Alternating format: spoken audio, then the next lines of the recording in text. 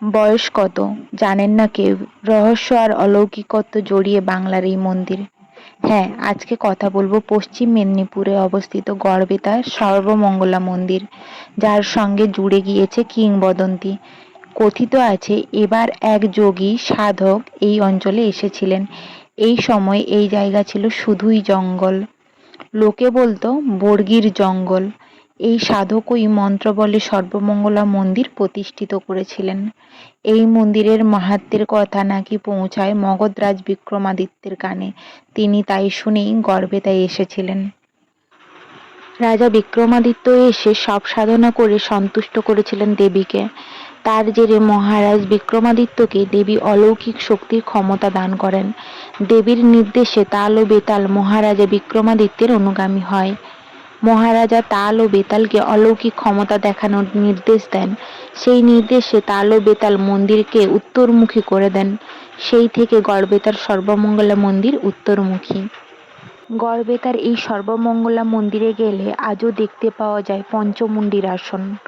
কথিত আছে আগে এখানে নাকি নরবলি হতো, তা প্রায় ৮০০ বছর আগে।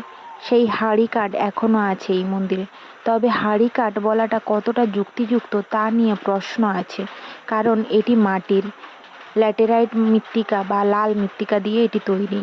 একসময় মল্লরাজ দুর্জল মল্ল বলি বন্ধ করে দেন। তারপর থেকে শুরু হয়েছিল বৈষ্ণব মতে পুজো।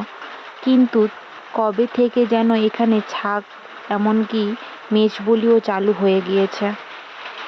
এই মন্দিরের সঙ্গে জড়িয়ে আছে বাংলার বর্গী আক্রমণের কাহিনী।